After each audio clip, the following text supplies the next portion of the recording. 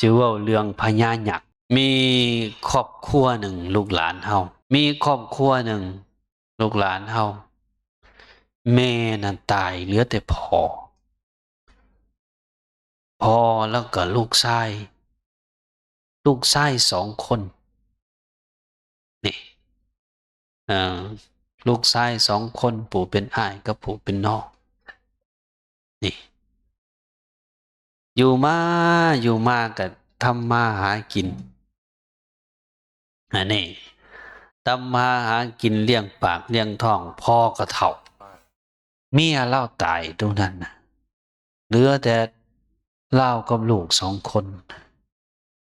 อยู่มาพ่อก็เฒ่าใกล้สิตายบัดนี้สั่งความลูกชายทั้ง2ไว้ฟังดีเด้ลูกเอ้ยเบิดบุญพอแล้วพอตายไปแล้วนี่นะให้ลูกนะฮักกันแพ่งกันเด้อเฮามีดินตอนน้อยอยู่ตอนหนึ่งให้ฮักกันแพ่งกันเด้อบ่ให้อิจฉาบังเบียดกันได้นี่ บ่เฮิงบ่นานก็ตายตู้นั่นน่ะนี่อย่าปากได้เท่านะแล้วก็อย่าให้น้ำปานะเอียตายแล้วบัดนี้ผู้เป็นลูกชายเนี่ยก็โอ้ยหาอยู่หากินเข้าป่าเข้าดงนี่ลูกหลานเฮาปรากฏว่ามื้อนั้นน่ะเขาเลิกแห้งดงนะเขาดงเลิกหลงป่านี่ลงป่าไปลงป่าไปบัดนี้เลยไอ้นั่นลงป่าเพิ่นหลงคนละทิศละทางหลงคนละกลับเพราะว่าแยกทางกันหาทางกลับบ้านผู้หนึ่งไปทางเหนือผู้หนึ่งไปทางใต้2ไอ้น้องนะผู้เป็นน้องชายนี่ผู้เป็นน้องชายนี่เลิกเข้าไปเลยไปพ่อหยักวายนะผีหยักวายนะไปเคยเห็นผีหยักวายมันสิผมยุงดอกในเรื่องนั่นเด้ผมยุงนี่ทางหน้าเริ่มแซวอีกแล้วจะได้เศร้าอีกแล้วแต่พ่อผีหยักวายนี่จับจับสิเอาไปเลี้ยงลูกจับเอาเข้าทับทับอิดล่างกับบ่ฮู้ดอกกูเป็นน้องชายนี่ว่าโอ้ยตายแท้ๆน่ะเนาะกูเพราะว่าแล่นก็บ่สู้ยักษ์มันมีฤทธิ์มีเดชนี่จับเอาเข้าถ้ำเข้าไปแล้วก็อัดถ้ำเอาหินใหญ่ๆอัดกึบไว้อัดกึบไว้ผู้เป็นลูกชายผู้เป็นน้องนี่ก็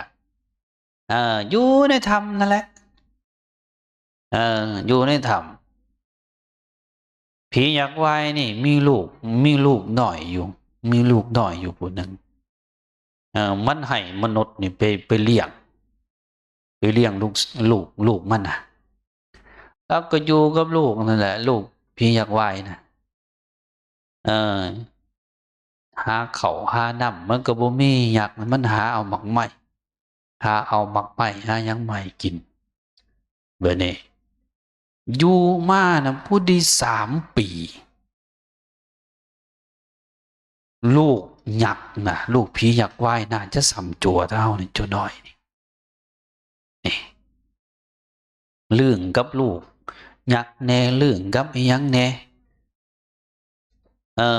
ไอ้หินปากถ้ำนะนักก็แท้ยู่จังได้ก็บ่ออกนี่หินปากถ้ำที่ผียักษ์วายยามมันสิออกไปหากินสัตว์ออกไปหากินมนุษย์กินกวางกินเสือมันก็จะอัดปากถ้ำกึบไว้ ออกก็บ่ได้นี่ลูกหลานเฮาเด้นี่อยู่มาได้3 ปีลูกยักษ์นี่เริ่มใหญ่ผู้เป็นน้องนี่ก็คิดในใจแล้วโอ้เฮานี่ก็พิกึ่งหินออกนี่ก็บ่ออกจักเทื่อหินนี่มันคือพิลึกแท้เบิ่งสิลองเว้ากับหมอน้อยนี่มึงดูว่าให้ลูกยักษ์ไหว้แหล้วไปใกล้ๆปากถ้ำแล้วตีนทิพย์นี่ตีนของลูกยักษ์นะมันแห้งมันได้เสื้อหยักตีนที่บ้านนึงก็หึ่นลงหินปิดปากถ้ำนะนี่เพิ่นนี่ก็ดีใจได้ออกจากถ้ำแล้วสิได้กลับบ้านกลับซองแล้วก็บอกหมอนี่แหละลูกของยักษ์นี่แหละให้เขาทำแล้วเพิ่นก็ลักออกมาแล้วสิกลับเมื่อบ้านตัวเองนี่อยากไหวมาแต่หากินเนี่ยว้ยปากทำขึ้นมามุนแนวนี้เนาะเข้าไปได้เห็นแต่ลูกตัวเองอยู่นี่แต่ว่าผู้ที่เบิ่งลูกตัวเอง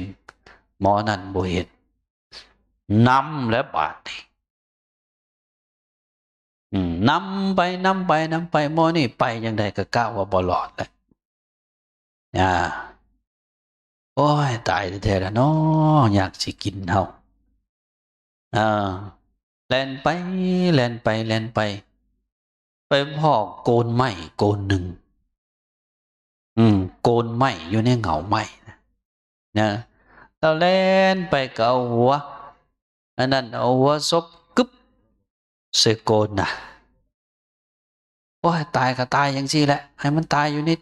โกนไม้นี่แหละเราว่าได้นี่หมอหน่อยนะ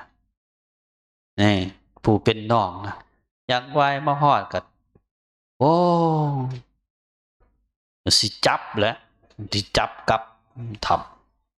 ำไปแล้วไปจับสวงเราจับสวงหมอหน่อยนะจับเบิ่งแล้วเราตื่นคนจับสวงนี่เป็นอะไรสมมติว่ามีคนมาจับถูกสวงเฮานะนักขะเนียมเป็นบ่หมอนี่ก็ตื่นเนี่ยนักขะเนียมเนี่ยตดปูดออกมาหมอนี่นะแต่ก่อนมันก็บ่ตดได้มาตดตอนนี้ตดปูดออกมาโอ้อยากไหว้นะคิดว่าโอ้ยหมอนี่ตายแล้วตัวนี่ว่าสั่นได้จับข้างซ้ายก็ตดปูดจับข้างขวาก็ตดปูดออกมาโอ้ตายแล้วจนเหม็นเน่าว่าสั่นโอ้ยเสียดายเด้อนะลูกเฮาสิให้ไปเบิ่งเนาะอยากไหว้คิดในใจนี่เมื่อคิดว่าเท่านี่ตายแล้วคิดถึงคุณยักษ์ก็ยังรู้จักคุณคนได้ก็เลยว่าโอ้ยเจ้าตายแล้วก็ตายก็บ่เป็นหยังข้อยสิเอาเงินเอาคำเรามีให้เงินให้คำได้หยังน่ะข้อยสิเอาเงินเอาคำมาให้เจ้านี่เด้อเราบ่ฮู้ว่าคนตายเป็นจังไดฮู้แต่ว่ามันเน่าของจับข้างขวาก็ปูดจับข้างซ้ายก็ปูดโลดตดเพิ่นน่ะนี่จักจังโมงแล้วเนาะนี่เนาะสันนำปานะแล้วเฮาสิได้อันนั้นได้เฮาสิได้ฟังเทศน์ฟังธรรมอันนี้แล้วก็อันนั้นแล้วก็ไปเอามาได้ยักษ์นะเอามาให้แล้วเราก็เมื่อหมอน้องชายนี่นะเราอยากพิสูจน์ว่ายักษ์นี่นะมีเงินมีคำแท้บ่เราก็หัวซบอยู่จังซั่นแหละจนยักษ์เอาเงินเอาคำมาให้เต็มอยู่ยักษ์กลับเมื่อทับเรากับแบกเงินแบกคำยัง3 มื้อ 3 คืนกว่าชีวิตดงนะเราจือทางเราได้บัดนะเมื่อหอดเฮือนหอดซานแล้วโอ้ อ้ายนะจนไปแต่งงานมีครอบมีครัวเอา3 ปีเด็กหลานเฮานี่อ้ายเห็นน้องมีเงินมีคำจักเอาเงินเอาคำมาได้ใส่น้องชายนี่ก็มาถามแล้วบัดนี้โอ้ยบักหลาอืมโตเอาเงินมาได้ใส่เอาคำมาได้ใส่คือหลายแท้เออปันให้อ้ายได้บ่จักน้อยว่ะอืมปู่เป็นน้องนี่ย้อนความหักความแพงกับอ้ายแต่เก่าเราให้ฟังแล้วก็ปันเงินให้คำปันเงินปันคำให้ส่วนหนึ่งเราให้ฟังว่าโอ้ยยักเอาให้เงินคำมานี่นะเพิ่นน่ะบ่พอได้บ่เป็นอ้ายน่ะมันอยากได้หลายอืมเว้ยเบิ่งกูสิไปตัวเอาเงินเอาคำของยักษ์ก่อนนะว่าซั่นนี่เพิ่นก็ไปแหละตามทางที่ผู้เป็นน้องชายบอกนะเข้าป่าเข้าดง3 มื้อ4 มื้อจึงไปฮอดเขตยักษ์เออเอาคืออึกกระถึกแต่น่ะคืออึกกระถึกแท้อย่าลุกอย่าลุกอย่าลุกอย่าลุกแบบนั้นใบลอยเบิ่งให้เพิ่นเอาไปยาเองให้เพิ่นเอาไปยาเองอย่าลุกเด็ดขาดนี่อย่าลุกอย่าลุก นี่เอายังฟังอยู่บ่นี่ฮะอ่า ไปแล้วเพิ่นกะไปนี่ยักษ์วายนะเราออกมาหาอยู่หากินเห็นอีกโอ้ยมีคนอีกแล้วเนาะเบิ่งจับไปอีกบาดนี้จับไปอยู่ในถ้ำหมอนี่ฮู้แล้วว่าถ้ำนี่เฮาสิออกเหือแท้แฮงจังไดก็พักบ่ออกหรอกต้องเป็นตีนลูกของยักษ์เท่านั้นที่จะทำออกได้ของได้ฮู้เรื่องราวจากผู้เป็นน้องชายละเด้นั่นแล้วเพิ่นก็บาดนี้ พอ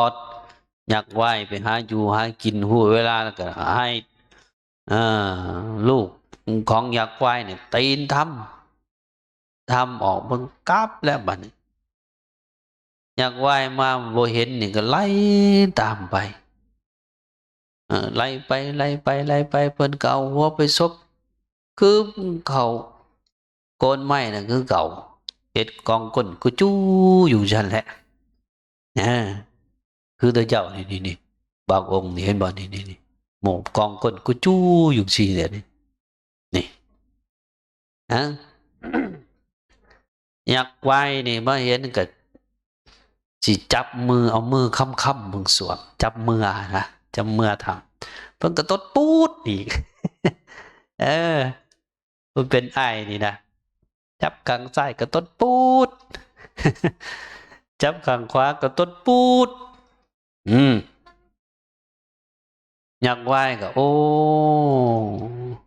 ไอ้หมอนี่มันตายจนเน่าเลยตัวเอาโมเป็นหยังจังใดมันก็มีบุญมีคุณต่อลูกเฮาเฮาสิเอาเงินเอาคำให้มันในนี่แหละว่าซั่นได้นะอยากไหว้ก็เลยว่าบ่เป็นหยังเด้อเจ้าตายแล้วก็แล้วข้อยสิเอาเงินเอาคำให้เจ้าในนี่เด้อเพิ่นน่ะอยากได้หลายกว่าน้องเพิ่นเว้าแนวใดบัดนี้นะลูกหลานเพิ่นอยากได้หลายกว่าน้องน่ะเพิ่นก็เว้าบอกยักษ์นะ เอามาได้หลายเด้อเพิ่นว่าเด้หมออ้ายนะยักษ์มันก็ว่าโอ้ยมันตัวกูตัวหมอนี่ว่าซั่นแน่จับออกมาหักคอกินจ้อยตายผู้เป็นอ้ายนี่โอ้ยอยากได้หลายได้กินทอก้อยอยากได้กินหน่อยอยากได้หน่อยอยากได้กินหน่อยได้ทอปมมือนี่